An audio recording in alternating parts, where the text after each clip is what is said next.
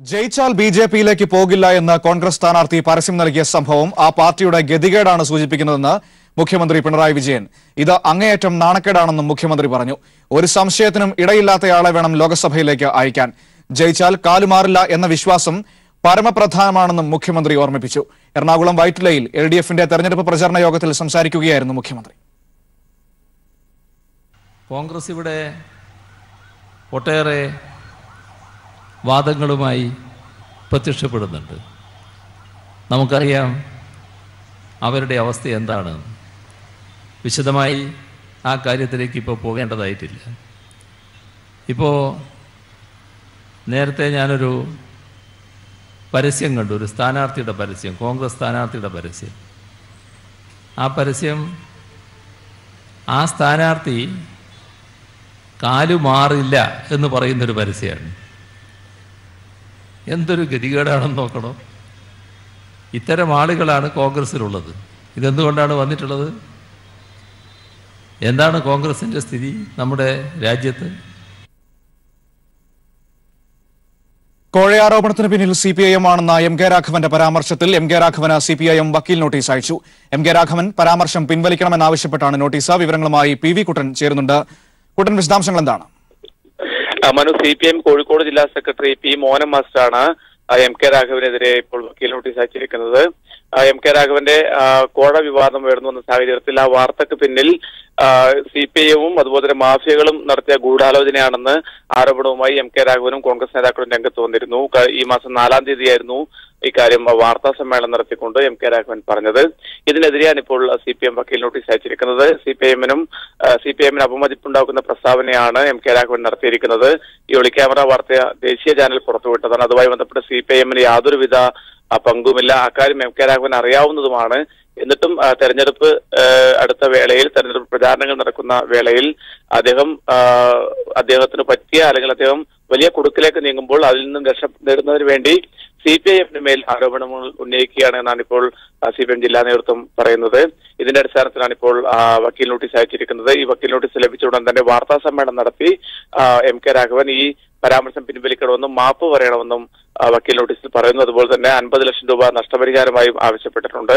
ഇത്തരത്തിൽ മാപ്പ് പറഞ്ഞില്ലെങ്കിൽ civil criminal നിയമപ്രകാരമുള്ള നടപടികൾ സ്വീകരിക്കുമെന്നും വക്കീൽ നോട്ടീസിൽ പറയുന്നുണ്ട്. മനു, ശരി. PV കുട്ടനാണ് വിവരങ്ങൾ നൽകിയത്. 5 കോടി രൂപ കോഴ ആവശ്യപ്പെട്ട സംഭവത്തിൽ അന്വേഷണ സംഘം കോഴിക്കോട്ടെ UDF സ്ഥാനാർത്ഥി MK രാഘവന്റെ മൊഴിയെടുത്തു.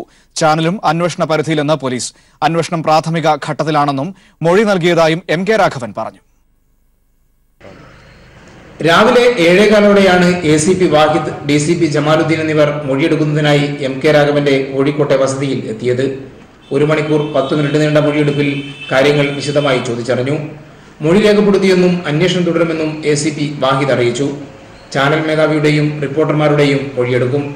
യഥാർത്ഥ ദൃശ്യങ്ങൾ കസ്റ്റഡിയിലെടുക്കുന്നതടക്കമുള്ള നടപടികൾ തുടരന്വേഷണത്തിന്റെ ഭാഗമായി ഉണ്ടാകുമെന്നും വാഹിദ് പറഞ്ഞു. പറയാനുള്ള മൊഴി ഞങ്ങൾ എടുത്തു, നമുക്ക് ചോദിക്കാനുള്ളത് ചോദിച്ചു, അദ്ദേഹത്തിന് മറുപടി തന്നു. തുടരന്വേഷണം നടക്കും. ഞങ്ങൾ തുടരന്വേഷണം നടത്തും. ഞങ്ങൾ റിപ്പോർട്ട് കൊടുക്കുന്നതിന് വേണ്ടിയിട്ട് അതിനെല്ലാം ശ്രമം നടത്തും. മൊഴി നൽകിയതായി രാഘവനും പ്രതികരിച്ചു. നീതിന്യായ കോടതിയും ജനകീയ കോടതിയും തീരുമാനിക്കട്ടെ എന്നും അദ്ദേഹം പറഞ്ഞു. ഞാൻ കൊടുക്കേണ്ട മൊഴി കൊടുത്തു കഴിഞ്ഞു. അന്വേഷണ ഘട്ടത്തിലാണ്. ഇനി ബാക്കി കാര്യങ്ങൾ ജനകീയ കോടതിയിലും നീതിന്യായ കോടതിയിലാണ്. അത് അവിടെ നടക്കുക. അന്വേഷണ സംഘത്തിന് പിന്നാലെ DCC പ്രസിഡന്റ് T സിദ്ദിഖും രാഘവന്റെ വീട്ടിലെത്തിയിരുന്നു. TV9 ഭാരത് വർഷ ചാനലാണ് MK രാഘവൻ കോഴ ആവശ്യപ്പെടുന്ന ഒളിക്യാമറ ദൃശ്യങ്ങൾ പുറത്തുവിട്ടത്. News bureau, Kozhikode. കിഫ്ബിയുമായി ബന്ധപ്പെട്ട പ്രതിപക്ഷത്തിന്റെ ആരോപണങ്ങൾക്ക് മുഖ്യമന്ത്രിയുടെ മറുപടി. ചട്ടം പാലിച്ചാണ് കിഫ്ബി പ്രവർത്തിക്കുന്നതെന്നും ലോകത്തെ നമ്പർ 1 കമ്പനികളിൽ ഒന്നിനെയാണ് ചുമതലപ്പെടുത്തിയതെന്നും മുഖ്യമന്ത്രി പറഞ്ഞു. വിവാദമുണ്ടാക്കി വികസനം തടസ്സപ്പെടുത്താൻ അനുവദിക്കില്ലെന്നും മുഖ്യമന്ത്രി വ്യക്തമാക്കി. 21 ലക്ഷം കോടിയുടെ ആസ്തിയുള്ള കനേഡിയൻ സർക്കാർ പെൻഷൻ കൈകാര്യം ചെയ്യുന്ന ലോകത്തെ മികച്ച കമ്പനിക്കാണ് ചുമതല നൽകിയത്. ലണ്ടൻ സ്റ്റോക്ക് എക്സ്ചേഞ്ചും കനേഡിയൻ കമ്പനിയും നേരിട്ടാണ് ഇടപാടുകൾ. കിഫ്ബി വിലപേശിയല്ല ഇതൊന്നും നടപ്പാക്കുന്നതെന്നും കിഫ്ബിക്ക് ലഭിക്കേണ്ട പലിശ റിസർവ് ബാങ്ക് വഴിയാണ് നിശ്ചയിക്കുന്നതെന്നും മുഖ്യമന്ത്രി പറഞ്ഞു. ഇപ്പോൾ ഫണ്ട് ലഭ്യമാക്കാനുള്ള വിവിധ പരിപാടികളുണ്ട്. അതിലൊന്നാണ് മസാല ബോണ്ട്. ആ ഫണ്ട് ലഭ്യമാക്കുന്നത് കിഫ്ബി നേരിട്ട് ഏതെങ്കിലും ധനകാര്യ സ്ഥാപനവുമായി വിലപേശിയിട്ടല്ല. അപ്പോൾ കിഫ്ബി ഏത് രീതിയിൽ ഫണ്ട് സ്വീകരിക്കും? എത്ര ഫണ്ട് വേണം, എന്താണ് അതിന് കിഫ്ബി നൽകുന്ന പലിശ, ഇത് സ്റ്റോക്ക് എക്സ്ചേഞ്ചിനെയാണ് അറിയിക്കുന്നത്. സ്റ്റോക്ക് എക്സ്ചേഞ്ച് ആവശ്യമായ നടപടികൾ സ്വീകരിക്കും. BJP നേതാക്കളും പ്രതിപക്ഷ നേതാവും അടിസ്ഥാനരഹിതമായ കാര്യങ്ങളാണ് സർക്കാരിനെതിരെ ഒരേ സ്വരത്തിൽ പറയുന്നത്. വിവാദമുണ്ടാക്കി വികസനം മുടക്കാമെന്ന് ആരും കരുതേണ്ടെന്നും മുഖ്യമന്ത്രി ഓർമ്മിപ്പിച്ചു. കിഫ്ബി ഈ 5 വർഷക്കാലം 50,000 കോടി രൂപയുടെ പദ്ധതികൾക്കാവശ്യമായ ഫണ്ട് കിഫ്ബിയിലൂടെ ലഭ്യമാക്കാനാണ് ഉദ്ദേശിക്കുന്നത്. അപ്പോൾ പ്രതിപക്ഷം അതിനെ ശക്തമായി എതിർക്കാൻ തയ്യാറായി. പരിഹാസം, എവിടുന്ന് ഫണ്ട് എവിടുന്നാണ്, ഇത് നടക്കാത്തൊരു കാര്യമാണ്, വെറുതെ ബടായി പറയാണ് എന്നൊക്കെയുള്ള മട്ടിലുള്ള പ്രചരണങ്ങൾ വന്നു. ഇപ്പം എന്താ സ്ഥിതി? 2 വർഷത്തിലധികം ബാക്കി നിൽക്കുകയാണ് കേട്ടോ ഗവൺമെൻറ് പ്രവർത്തനം നടത്താൻ. ഇപ്പോൾ 42,000 കോടി രൂപയുടെ പദ്ധതികൾക്ക് അംഗീകാരം നൽകിക്കഴിഞ്ഞു. കിഫ്ബിയുമായി ബന്ധപ്പെട്ട ആരോപണങ്ങൾക്കും സംശയങ്ങൾക്കും എണ്ണി മറുപടി പറഞ്ഞായിരുന്നു മുഖ്യമന്ത്രിയുടെ പ്രസംഗം. താനൂരിൽ പൊന്നാനിയിലെ LDF സ്ഥാനാർത്ഥി PV അൻവറിന്റെ പ്രചരണ കൺവെൻഷനിൽ സംസാരിക്കുകയായിരുന്നു മുഖ്യമന്ത്രി. News bureau, Malappuram. Congress BJP ബന്ധം മറനീക്കി പുറത്ത്. Thiruvananthapuram DCC general secretary Thampanoor Satheesh Congress നേതാക്കൾക്കെതിരെ പരസ്യമായി രംഗത്തെത്തിയിരിക്കുന്നത്. ശശി തരൂരിന് വേണ്ടി കോൺഗ്രസ് പ്രവർത്തിക്കുന്നില്ലെന്നും BJPക്ക് വേണ്ടിയാണ് പ്രവർത്തിക്കുന്നതെന്നും തമ്പാനൂർ സതീഷ് ഫേസ്ബുക്ക് പോസ്റ്റിൽ പറയുന്നു. ഇന്നലെ വൈകുന്നേരത്തോടെയാണ് തിരുവനന്തപുരത്തെ DCC general secretary Thampanoor Satheesh തന്റെ ഫേസ്ബുക്കിലൂടെ പരസ്യമായ പ്രതിഷേധവുമായി രംഗത്തെത്തുന്നത്. തനിക്ക് ചുമതലയുള്ള മണക്കാട് മണ്ഡലത്തിലെ ഇലക്ഷൻ പ്രവർത്തനങ്ങളിൽ നിന്ന് ഒളിച്ചോടുന്ന കോൺഗ്രസ് നേതാക്കൾക്കെതിരെ പരാതി നൽകുമെന്നതാണ് സതീഷിന്റെ ഫേസ്ബുക്ക് പോസ്റ്റ്. നേതാക്കന്മാർ പ്രവർത്തനത്തിനിറങ്ങുന്നില്ലെന്നും BJP സ്ഥാനാർത്ഥി കുമ്മനം രാജശേഖരനെ വിജയിപ്പിക്കുവാനാണ് ഇവരുടെ നീക്കമെന്നും DCC ജനറൽ സെക്രട്ടറിയുടെ FB പോസ്റ്റിൽ നിന്ന് വ്യക്തമാണ്. തിരുവനന്തപുരത്ത് കുമ്മനത്തെയും വടകരയിൽ K മുരളീധരനെയും വിജയിപ്പിക്കണമെന്നുള്ള BJP കോൺഗ്രസ് രഹസ്യധാരണ നേരത്തെ തന്നെ പുറത്തുവന്നിരുന്നു. ഇതുറപ്പിക്കുന്നതാണ് DCC ജനറൽ സെക്രട്ടറിയുടെ പരസ്യ പ്രതികരണം.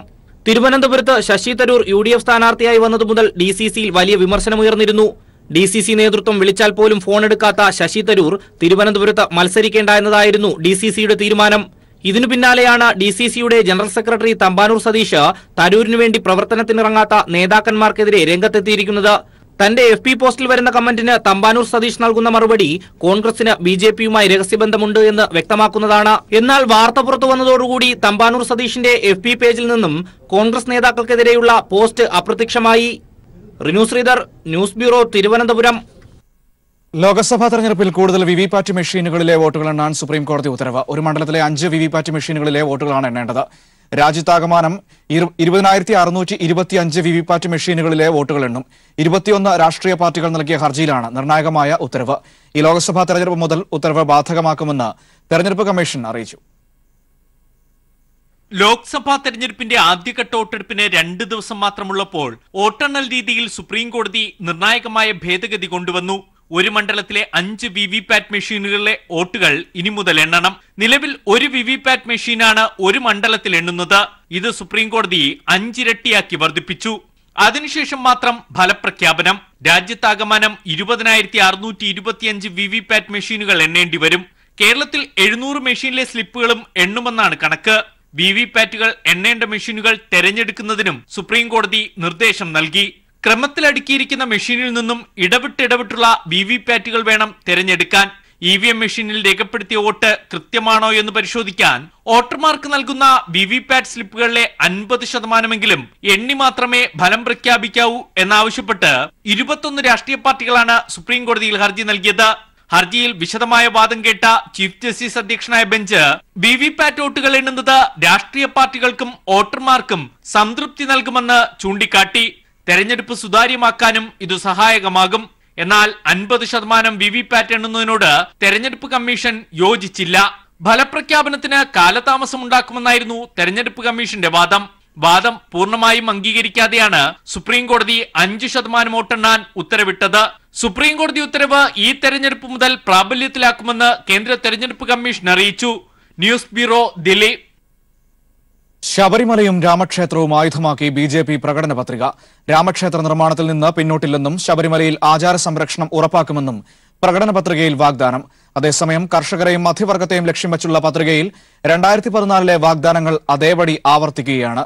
പ്രകടന പത്രിക ഹിന്ദുത്വ വോട്ട് ലക്ഷ്യം വെച്ചുള്ളതാണെന്ന് വർഗീയ ധ്രുവീകരണമാണ് BJP ലക്ഷ്യമിടുന്നതെന്നും CPIM general secretary Sitaram Yechury പ്രതികരിച്ചു. 2014 പ്രകടന പത്രികയിൽ നിന്ന് പുതിയ വാഗ്ദാനങ്ങൾ ചൂണ്ടിക്കാട്ടാനില്ലാത്ത 2019 പ്രകടന പത്രികയിൽ തീവ്ര ഹിന്ദുത്വ നിലപാടുകൾക്കാണ് BJP ഊന്നൽ നൽകിയിരിക്കുന്നത്. കർഷകർക്കും ചെറുകിട വ്യാപാരികൾക്കും പെൻഷൻ വാഗ്ദാനം ചെയ്യുന്ന പത്രികയിൽ രാമക്ഷേത്രവും ശബരിമലയും എടുത്തുപറയുന്നു. അയോധ്യയിൽ രാമക്ഷേത്ര നിർമ്മാണത്തിൽ നിന്ന് പിന്നോട്ടില്ലെന്ന് വ്യക്തമാക്കുന്ന BJP ശബരിമല വിഷയത്തിൽ വിശ്വാസ സംരക്ഷണവുമായി ബന്ധപ്പെട്ട കാര്യങ്ങൾ സുപ്രീം കോടതിയുടെ ശ്രദ്ധയിൽപ്പെടുത്തുമെന്നും വിശ്വാസങ്ങൾക്കും ആചാരങ്ങൾക്കും ഭരണഘടനാപരമായ എല്ലാ സംരക്ഷണയും വാഗ്ദാനം ചെയ്യുന്നുമുണ്ട്. എന്നാൽ ഓർഡിനൻസ് ഇറക്കുമോ എന്ന കാര്യത്തിൽ വ്യക്തത വരുത്തുവാൻ BJP തയ്യാറായിട്ടില്ല. അയൽ രാജ്യങ്ങളിൽ അക്രമം നേരിടുന്ന ഹിന്ദുക്കൾ, ബുദ്ധമതക്കാർ, സിഖുകാർ എന്നിവർക്ക് സംരക്ഷണം നൽകുന്ന തരത്തിൽ പൌരത്വ നിയമം ഭേദഗതി ചെയ്യുമെന്നും പ്രകടന പത്രികയിൽ വ്യക്തമാക്കുന്നു. BJPയുടെ പ്രകടന പത്രിക വാഗ്ദാനങ്ങൾ മാത്രമാണെന്നും വർഗീയ ധ്രുവീകരണം ഉണ്ടാക്കുന്നതും ഹിന്ദുത്വ വോട്ടുകൾ ലക്ഷ്യം വെക്കുന്നതാണെന്നും CPIM general secretary Sitaram Yechury വിമർശിച്ചു. We have heard similar promises made 5 years ago. We have heard saying that our farmers who are under distress, they will be stopped from committing distress suicides. But the number of suicides have increased. Agrarian distress has deepened. Our youth were promised 10 crore new jobs in the last 5 years. Instead, you have unemployment rate at the highest in the last 48 years. Likewise, promises were made to every single other section. None of them have been fulfilled. In this manifesto, whatever they have issued, it is once again a list of jumlas, things that are not going to be implemented, and there is absolutely no reference. Sankalp പത്ര എന്ന് പേരിട്ടിരിക്കുന്ന പ്രകടന പത്രികയിൽ BJP മുന്നോട്ട് വയ്ക്കുന്നത് 75 വാഗ്ദാനങ്ങൾ. ഏകീകൃത civil code നടപ്പാക്കും, കാശ്മീരിന് പ്രത്യേക പദവി നൽകുന്ന ആർട്ടിക്കിൾ 370, 35A എന്നിവ റദ്ദാക്കുമെന്നും BJP ആവർത്തിക്കുന്നുമുണ്ട്. News bureau, Delhi. വായ്പാ തട്ടിപ്പിനെ തുടർന്ന് ലണ്ടനിൽ അഭയം തേടിയ വിജയ് മല്യയ്ക്ക് തിരിച്ചടി. ഇന്ത്യയിലേക്ക് തിരിച്ചയക്കുന്നതിനെതിരെ മല്യ നൽകിയ ഹർജി ലണ്ടൻ ഹൈക്കോടതി തള്ളി. മല്യയ്ക്ക് ഇനി സുപ്രീം കോടതിയെ സമീപിക്കാം. ബാങ്കുകളിൽ നിന്നും വൻ വായ്പ എടുത്ത് രാജ്യം വിട്ട വിജയ് മല്യയെ ഇന്ത്യയിലേക്ക് മടക്കി അയക്കാൻ ലണ്ടനിലെ വെസ്റ്റ് മിനിസ്റ്റർ മജിസ്ട്രേറ്റ് കോടതി ഉത്തരവിട്ടിരുന്നു. ഇതിനെതിരെ വിജയ് മല്യ നൽകിയ അപ്പീൽ ലണ്ടൻ ഹൈക്കോടതിയും തള്ളി. മജിസ്ട്രേറ്റ് കോടതി ഉത്തരവ് ബ്രിട്ടീഷ് ആഭ്യന്തരമന്ത്രി സജീദ് ജാവിദ് അംഗീകരിച്ചിരുന്നു. ഇതും ഹൈക്കോടതി ശരിവച്ചു. 90,000 കോടി രൂപ ഇന്ത്യൻ ബാങ്കുകളിൽ നിന്നും തട്ടിച്ചെടുത്തുവെന്നാണ് കേസ്. എന്നാൽ കിങ്ഫിഷർ കമ്പനി തകർന്നതിനെ തുടർന്നാണ് ബാങ്ക് വായ്പാ തിരിച്ചടവ് മുടങ്ങിയതെന്ന് വിജയ് മല്യ വാദിച്ചു.